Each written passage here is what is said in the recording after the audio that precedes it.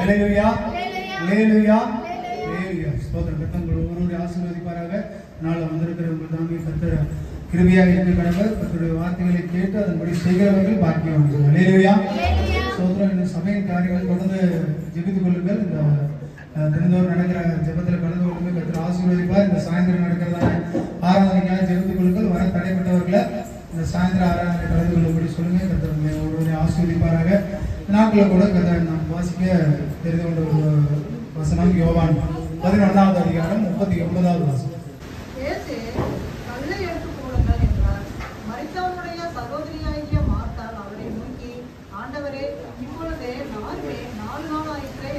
ஆமென். ஹல்லேலூயா.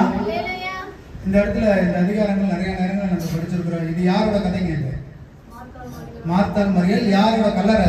கல்ல தள்ளுன்னு சொல்றாரு. லாசரு மரித்து போயிட்டான். லாசரை உள்ள வச்சிருக்காங்க. இது லாசருடைய கல்லறை. ஹல்லேலூயா. அந்த வார்த்தையை திரும்ப வாசிங்க. இயேசு கல்லை எடுத்து போடுங்கள் என்றார். மரித்தாளுடைய சகோதரியாகிய மார்த்தாள் அவரை நோக்கி, ஆண்டவரே இப்பொழுது நாருமே என்றார். ஹல்லேலூயா ஹல்லேலூயா. காரணம் என்ன ஆயிடுச்சு? இது 4 நாள் ஆயிடுச்சு. ஹல்லேலூயா. ஆண்டவர் கல்லை புரட்டு போடுங்கள். ஒரு 2 இடத்துல ஆண்டவர் கல்லை புரட்டினார். ஒண்ணு நாசத்தை போக்கறதுக்காக கல்லை புரட்டினாங்க. ஹல்லேலூயா. நம்ம பாவ வாழ்க்கை, பாவ சரீரம், நம்ம இருதயத்துக்குள்ள எத்தனையோ நாத்தங்களை மூடி வச்சுக்கிட்டு தான் இருக்கோம். எத்தனையோ அசிங்கங்களை மூடி வச்சுக்கிட்டு தான் இருக்கிறோம். எத்தனையோ கோபங்களை மூடி வச்சுக்கிட்டு தான் இருக்கிறோம். அது எல்லாம் நீங்க மூடி வைக்க வைக்க அதுக்குள்ள என்னதான் இருக்குங்க? நாத்தம் எழுந்து நாரிதான். ஹல்லேலூயா. ஆண்டவர் இன்னைக்கு உங்களை பார்த்து சொல்றாரு, உங்க கல்லை தள்ளி போடு அப்படிங்கிறார். அந்த நாத்தத்திலேயே வாழலாம், நாத்தத்திலேயே இருக்கலாம்னு நினைச்சீங்கன்னா உங்களால கட்டாயம் ஜீவிக்கவே முடியாது. ஆண்டவர் ஒரு அற்புதத்தை செய்யணுங்கிறக்க ஆண்டவர் சொல்றாரு, இன்னைக்கு அந்த கல்லை நீ என்ன பண்ணி தள்ளி போடு அப்படிங்கிறார். ஹல்லேலூயா. கல்லை புரட்டி போடுங்க ஆண்டவர். ஹல்லேலூயா. நம்ம வாழ்க்கையில் அநேக நேரங்கள் நம்ம கல்லை தள்ளி போட வேண்டிய சூழ்நிலையில தான் இருக்கு. நிறைய பேருக்கு தெரியாம அந்தரங்க பாவங்கள் நம்ம வாழ்க்கையில இருக்கு. தப்பான பாவங்களை செஞ்சுக்கிட்டு இருக்கிறோம். புருஷனுக்கு தெரியாம மனைவி செய்யறாங்க, மனைவிக்கு செய்யாம மனைவிக்கு தெரியாம புருஷன் செய்யறாங்க, பிள்ளைக்கு செய்யறாங்க. அநேக பாவங்கள் நம்ம இருதயத்துக்குள்ள குடிக்கொண்டுகிட்டு தான் இருக்கு. அது நாத்தத்தை உண்டாக்கிட்டு தான் இருக்குது. அந்த நாத்தத்தை போக்கணும்னா ஒருத்தரால தான் முடியாது. யாரால? இயேசு வந்து கல்லை புரட்டுன்னு சொன்னா தான் அந்த இடத்துல நாத்தம் உங்களுக்கு போகுது. ஆண்டவர் கல்லை புரட்டாத வரைக்கும் உள்ள நாரிக்கிட்டே தான் இருப்பீங்க. நீங்க ஜீவன் இருக்காது, செத்த சரீரமா தான் நீங்க இருப்பீங்க. ஹல்லேலூயா. இன்னைக்கு நீங்க ஜீவனோட இருக்கிறீங்களா, செத்த சரீரத்தோட இருக்கிறீங்களா? உங்க இருதயத்தை கை வச்சு சொல்லுங்க. எத்தனை பேர் ஜீவனோட இருக்கிறாங்க? உள்ளுக்குள்ள அதே நாட்டம், அதே அழுக்கு, அதே கோபம், அதே கீழ்ப்படியாம, சொல்றதை எதையும் செய்யறது இல்ல, பேசுறதை எதையும் கேட்கறது இல்ல, இந்த காதுல வாங்கி அந்த காதுல விட்டுட்டு ஜீவனுக்கு எதுவான எதையுமே சுதந்திரித்துக் கொள்ள முடியாம உலகத்துக்கு பின்னாடியே ஓடிட்டு இருக்கிறோம். அப்புறம் எப்படி நமக்குள்ள ஜீவன் இருக்கும்? அதே நாட்டம் தான் குடிக்கொண்டு இருக்கு. இறந்த சரீரமா தான் நம்ம இருக்கிறோம். நமக்குள்ள ஜீவன் கிடையாது. காரணம் என்ன? நமக்குள்ள இருக்கிற அதே பாவங்கள் நம்ம ஆட்கொண்டுகிட்டே இருக்குது. அதே கீழ்ப்படியாம ஆட்கொண்டுகிட்டே இருக்குது. செய்கிற விஷயத்தையே நம்ம திரும்ப செஞ்சுக்கிட்டு இருக்கிறோம். அதுல மனம் திரும்புதலே இல்ல. நம்ம மனம் மாறவே இல்லைன்னா அந்த நாத்தை என்னங்க நம்மளை விட்டு போகவே போக. கர்த்தர் இன்னைக்கு சொல்றாரு உங்களை பார்த்து, நீ அந்த கல்லை புரட்டி. இன்னைக்கு அந்த கல்லை புரட்டி போட்டீங்கன்னா கர்த்தர் உங்க வாழ்க்கையில இன்னைக்கு ஒரு அற்புதத்தை செய்வார். இவ்வளவு நாள் நீங்க சொன்னதை கேட்கல, இவ்வளவு நாள் நீங்க பிடிவாதத்தோட தான் இருக்கிறீங்க, இவ்வளவு நாள் கடின இருதயத்தோட தான் இருக்கிறீங்க, இவ்வளவு நாள் நீங்க போற போக்கிலேயே போயிட்டு இருக்கிறீங்கன்னா தயவு செய்து இன்னைக்கு அந்த கல்லை தள்ளி போட்டுருங்க. ஆண்டவர் உங்க நாத்தத்தை மாற்ற ஆண்டவர் விரும்புகிறார். ஹல்லேலூயா. இன்னும் செவிசாய்க்காமையே இருந்துட்டு இருந்தோம்னா அந்த இடத்துல அற்புதத்தை பார்க்கவே முடியாது. லாசர் வாழ்க்கையில ஒரு அற்புதம் வந்தது காரணம் தெரியுங்களா? அந்த அவங்களுடைய சகோதரியே சொல்றா, இது நாருமே அப்படிங்கிறா. நம்ம அநேக விஷயங்களை வெளியே சொன்னா என்ன ஆகி போயிரு?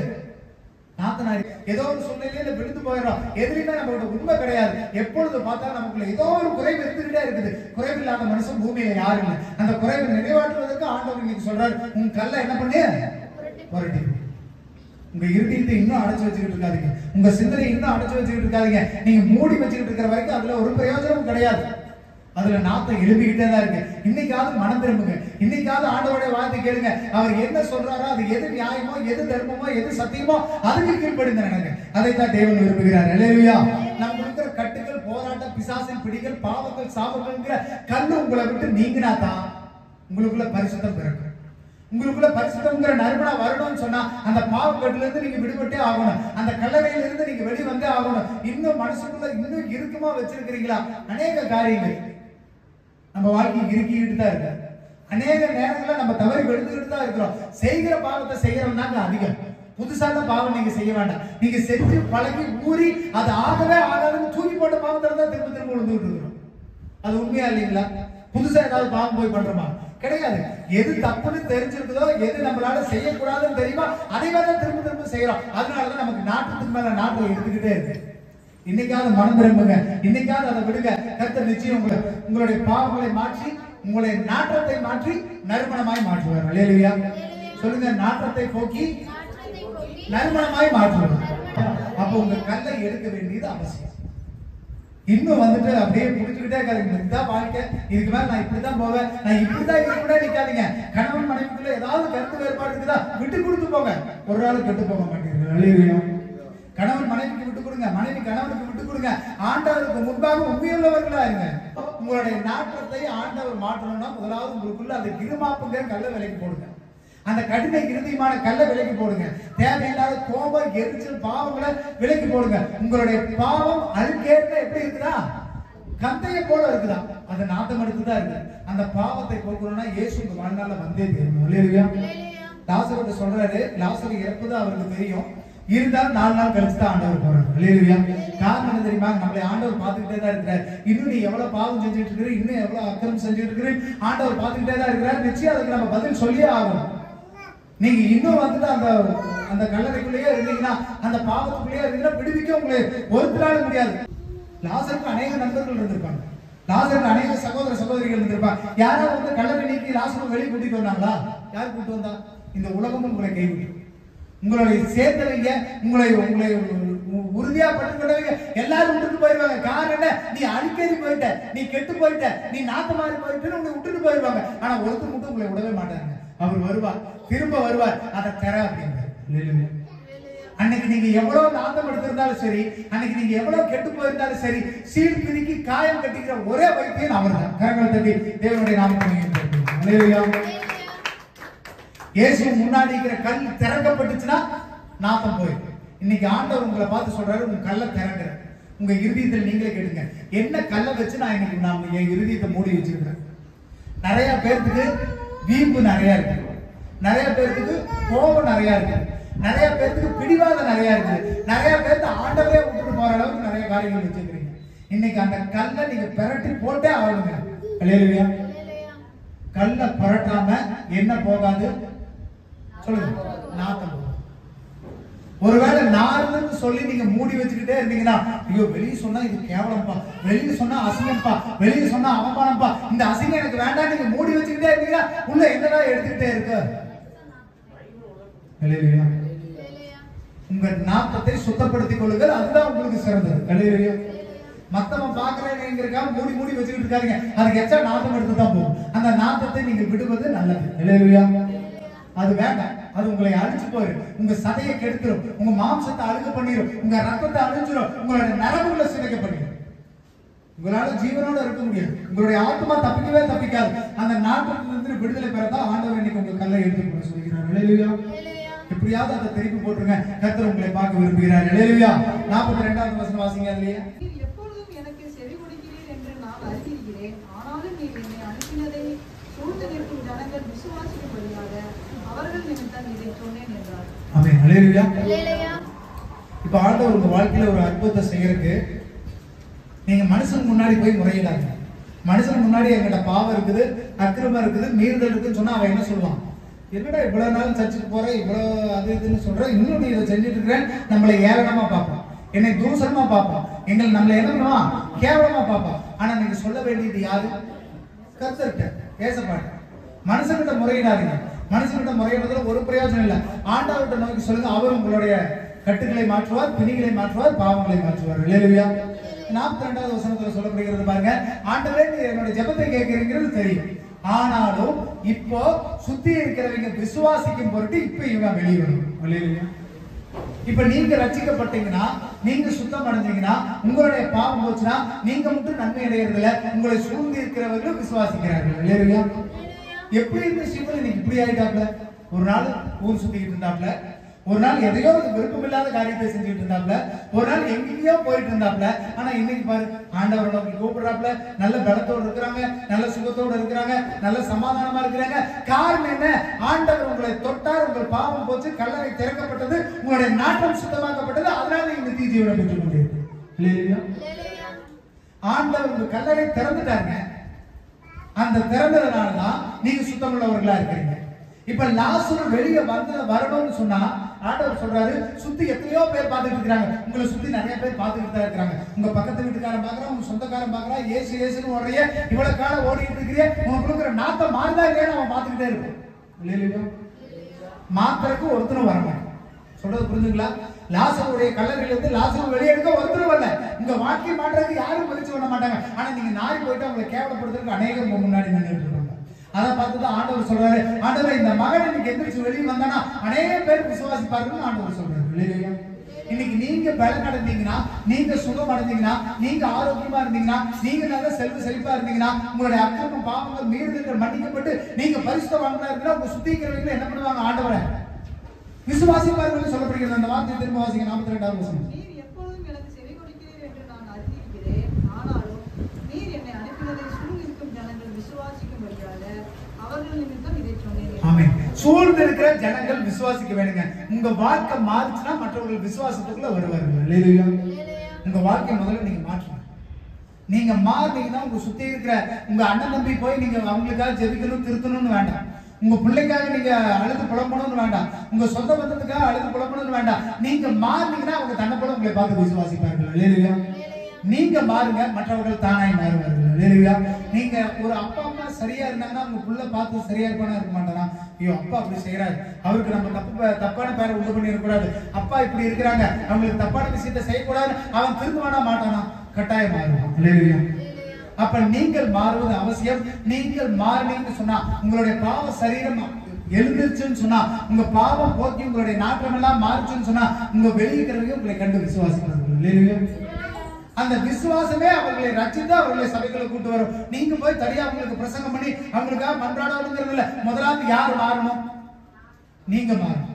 உங்க பாவ சரீரம் மாறணும். உங்க நாட்டம் எல்லாம் நறுமணமா மாறுச்சுன்னா பக்கத்துல இருக்கிறவங்க தானா தேடி வருவாங்க. அல்லேலூயா.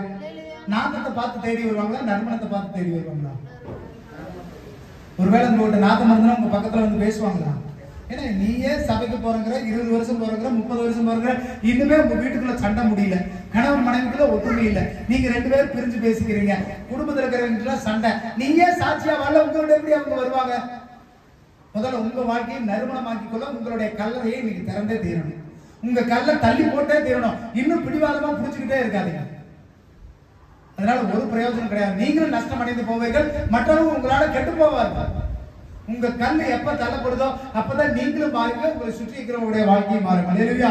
43வது வசனம் 44வது வசனம் வாசிங்க. இவைகளை சொன்ன பின்பு லாசருவே வெளியே வா என்று உரத்த சத்தமாய் கூப்பிட்டார். அப்பொழுது மரித்தவன் வெளியே வந்தான். அவன் கால்களும் கைகளும் பிரேத சீலைகளினால் கட்டப்பட்டிருந்தது, அவன் முகமும் சீலையால் சுற்றப்பட்டிருந்தது. இயேசு அவர்களை நோக்கி, இவனை கட்டவிட்டு விடுங்கள் என்றார். ஆமென். அல்லேலூயா.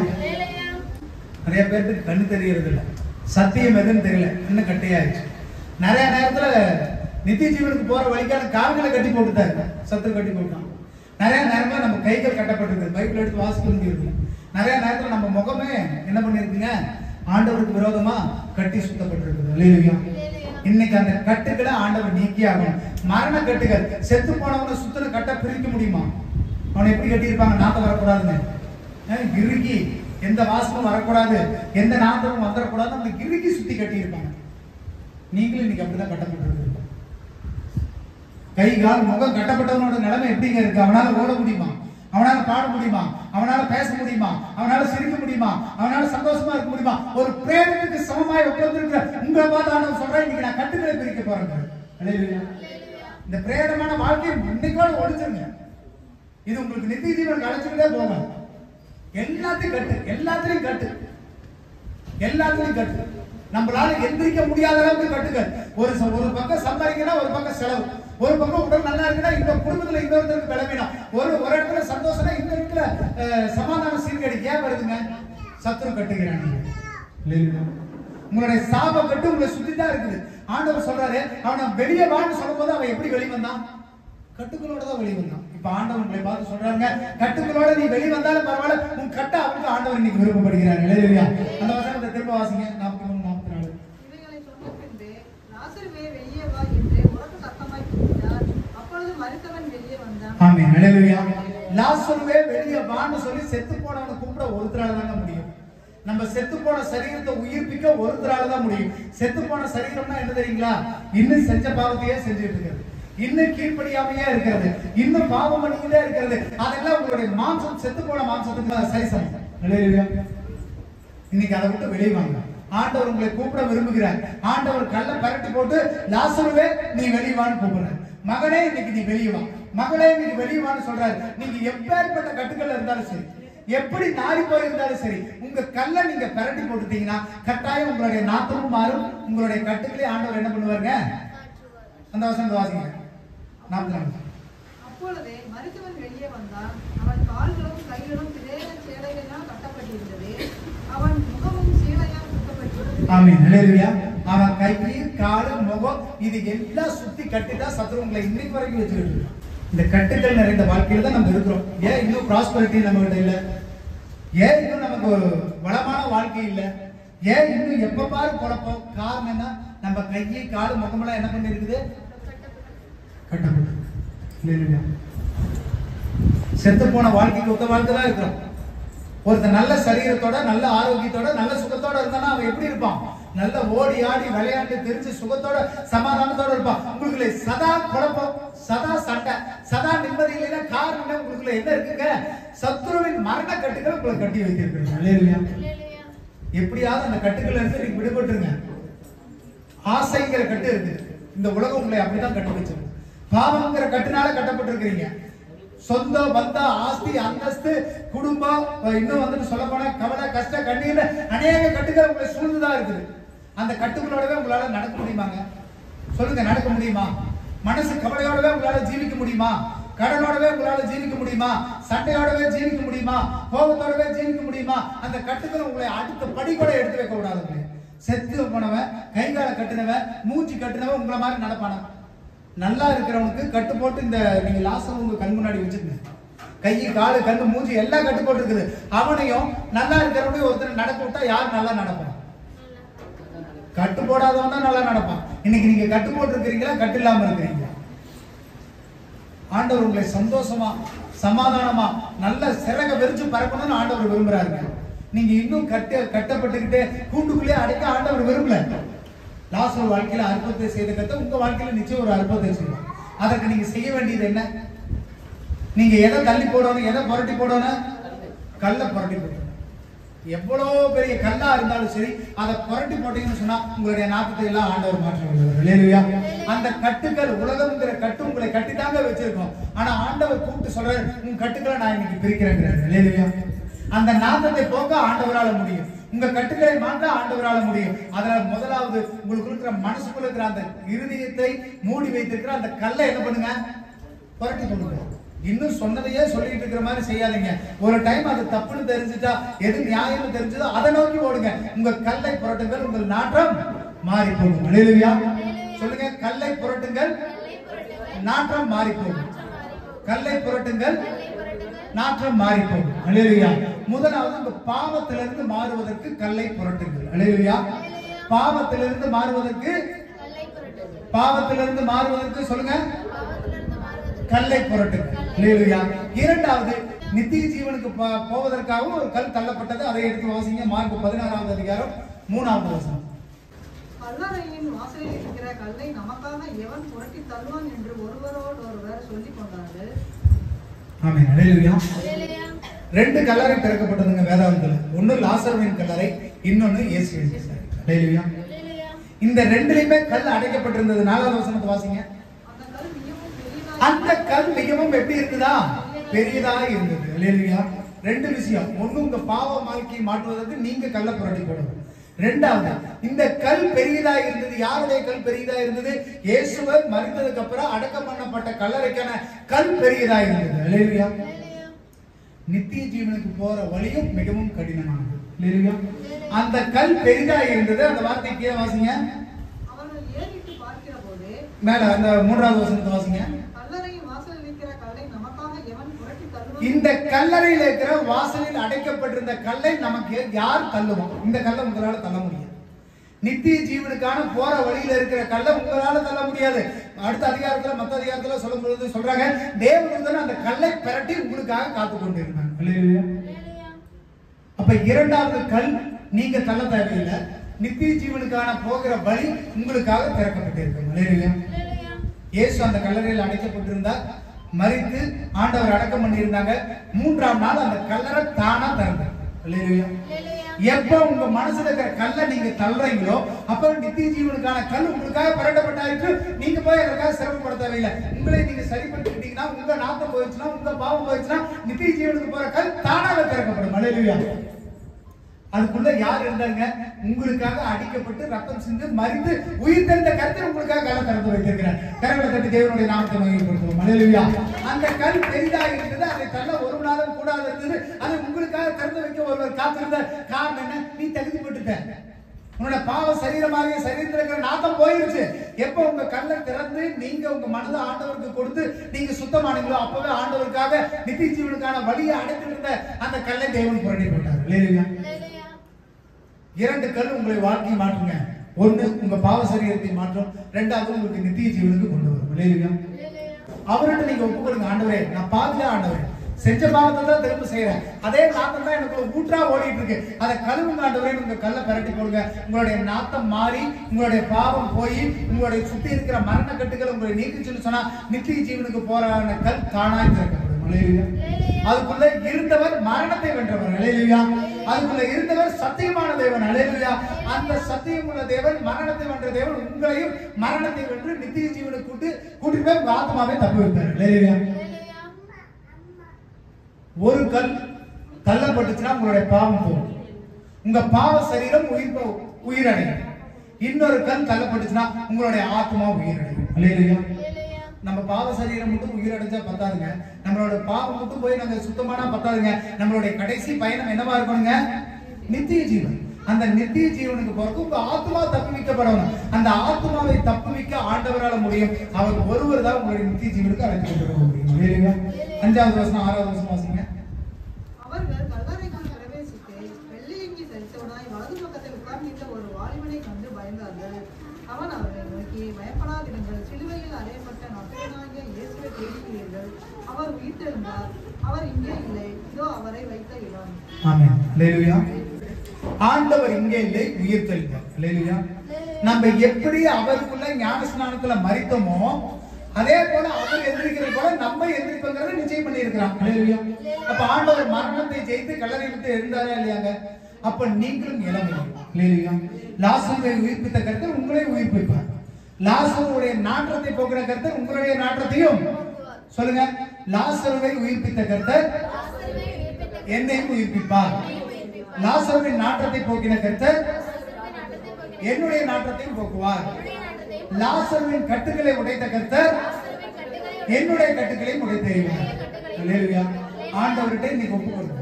ஆண்டவர்கிட்ட இன்னைக்கு சொல்லுங்க. ஆண்டவர்கிட்ட இன்னைக்கு பேசுங்க. ஆண்டவரே, என்னுடைய பாவ சரீரம், நான் பாவமானவன், செஞ்ச தப்பவே செய்யறேன், இந்த நாத்தம் என்னை விட்டு போகணும்னு இன்னைக்கு உங்களுடைய கல்லத்தை பிரட்டி போடுங்க. தேவன் இன்றைய நாள்ல நித்திய ஜீவனுக்கான கல்லை பிரட்டி போடுவார். அல்லேலூயா. இரண்டு கல் சரித்திரத்தை மாட்டுச்சு, இரண்டு கல்லறை சரித்திரத்தை மாட்டுச்சு. ஒன்னு லாசருவின் கல்லை, அதாவது நம்மளுடைய இருதயம். இரண்டாவது நித்திய ஜீவனுக்கு போகிற வழி இயேசு திறந்து கொடுத்தார். அல்லேலூயா. இன்னைக்கு நீங்க தெரிஞ்சு கொள்ள வேண்டியது, உங்களுடைய நாற்ற சரீரம் மாறணும். அப்பதான் உங்க ஆத்மா என்ன பண்ணுங்க? ரட்சிக்கப்படும். அல்லேலூயா. இதை விட எளிமையா ஆண்டவர் வேற இடத்துல எந்த காரியத்திலையும் ஆண்டவர் நமக்கு வெளிப்படுத்தினது இல்லை. இன்னைக்கு இருக்கிற நம்ம பாவ சரீரத்தை என்ன பண்ணணுங்க? நீங்க கட்டாயம் தயவு செய்து அந்த நாற்றம் எல்லாம் போக ஆண்டவர்கிட்ட கேளுங்க. மனுஷன்கிட்ட கேட்கறது விருதா. மனுஷன் உங்களுடைய நாத்தத்தை பார்த்து சீன உதறிட்டு போயிடுவான். ஆண்டவர் உங்க நாத்தத்தை போக வல்லவராக இருக்கிறார். அல்லேலூயா. பாவம் தாங்க நாத்தம். சிம்பிளா சொல்றேன், பாவம் தான் என்னங்க? நாத்தம். அந்த பாவத்துக்குள்ள கோபம் இருக்கு, விரோதம் இருக்கு, பொறாமை இருக்கு, கீழ்ப்படியாமை இருக்குது, செய்யற தப்பு இருக்கு. அனைத்தையும் செய்யறதா பாவம். அந்த பாவம் உங்களை நித்திய ஜீவனுக்கு கூட்டிட்டு போகாது. அந்த பாவம் உங்களை அழுக்குத்தான் பண்ணும்.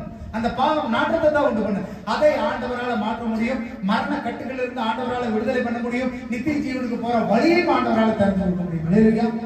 இதை செய்ய ஒருத்தர் தான் முடியும். நானே வழியும், நானே சத்தியமும், நானே ஜீவனுமா இருக்கிறேன். இயேசு தான் அந்த வழி. அந்த வழியை நோக்கி கூப்பிடுங்க. கர்த்தர் நிச்சயம் உங்களுடைய நாட்டத்தை மாற்றி நித்திய ஜீவனுக்கு ஆண்டவர் அழைத்து கொண்டு போவார். ஹல்லேலூயா. எல்லா கண்களும் மூடி போய் எழுந்து ஜெபிக்கிறோம். ஸ்தோத்திரம். ஸ்தோத்திரிக்கிறோம் கர்த்தாவே. நல்ல தகப்பனே ஸ்தோத்திரிக்கிறோம், துதிக்கிறோம் கர்த்தாவே. இந்த நல்ல நாளுக்காக உமக்கு நன்றி செலுத்துகிற ஆண்டவரே. இந்த பாவ சரீரம் ஆண்டவரே நாற்றம் மிகுந்ததா இருக்குது ஆண்டவரே, பாவம் நிறைந்ததா இருந்தது ஆண்டவரே. நாங்க எவ்வளவு நாட்கள் கீழ்ப்படியாம ஆண்டவரே எங்களுக்கு எது விருப்பமோ நாங்க எது செய்ய சித்தமோ அதைத்தான் செஞ்ச எங்களுடைய கால்கள் ஓடிட்டு இருக்குது ஆண்டவரே. எங்களுடைய கால்கள் ஆண்டவரை சத்துரு கட்டி வச்சிருக்கிற ஆண்டவரே, ஆலயத்துக்கு வர முடியாதபடி, உம்முடைய கைதட்டி பாட முடியாதபடி, ஆராதனை கலந்து கொள்ள முடியாதபடி, கை கால்கள் கட்டப்பட்டுதான் இருக்குது ஆண்டவரே. உண்மை ஆராதிக்க முடியாதபடி, உண்மை துதிக்க முடியாதபடி எங்களுடைய முகங்களை, எங்களுடைய வாய்களை, எங்களுடைய கண்களை, எங்களுடைய காதுகள் கட்டப்பட்டுதான் இருக்குது ஆண்டவரே. நீங்க சொல்றதை எதையுமே கேட்க முடியாதபடி மரண கட்டுகளை சத்துரைகளை கட்டி வைத்திருக்கிறான் ஆண்டவரே. இந்த கட்டுகளை இயேசு இந்த நாள்ல மாற்றி போடுங்க ஆண்டவரே. இந்த கட்டுகளை அவிழ்த்து போடுங்க ஆண்டவரே. எங்களுடைய நாட்டமான சரீரத்தை எல்லாத்தையும் கழுவி சுத்தப்படுத்தி கர்த்தாவே பரிமளத்தை எழுதினால் கழுவி நித்திய ஜீவனுக்கு இந்த பாவ சரீரத்தை, இந்த ஆத்மாவை உயிர்ப்பிங்க ஆண்டவரே. கர்த்தர் பெரிய காரியங்களை செய்யுங்க ஆண்டவரே. இந்த ஊழியர்கள் அனைத்தையும் ஆண்டவரே நிறைவேற்ற நல்லவர். கர்த்தர் வந்த பிள்ளைகள் ஒவ்வொருவரையும் ஆசீர்வாதம் சொல்லுங்க. தெய்வ சமாதானம், அன்பு, தயவு ஒவ்வொரு மேல இருக்கட்டும். கர்த்தர் பெரிய காரியங்களை செய்து வழி நடத்துங்க, ஆசீர்வதிக்க பொறுப்படுத்த கொள்ளுங்க. இயேசுவின் மூலம் ஜெபிக்கிறோம் நல்ல பிதாவே. ஆமென். ஹல்லேலூயா. ஹல்லேலூயா. ஹல்லேலூயா.